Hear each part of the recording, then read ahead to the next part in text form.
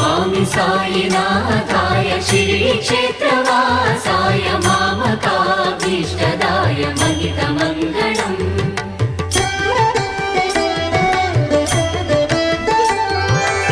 लोकनाथाय भक्तलोकसंरक्षकाय नागलोकस्तुत्याय नव्यमङ्गलम्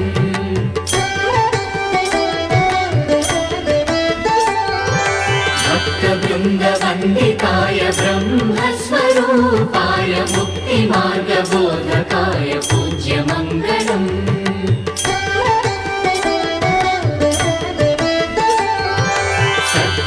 सत्यतत्त्वबोधकाय साधुवेशाय ते नित्यमङ्गलदायकाय नित्यमङ्गलम्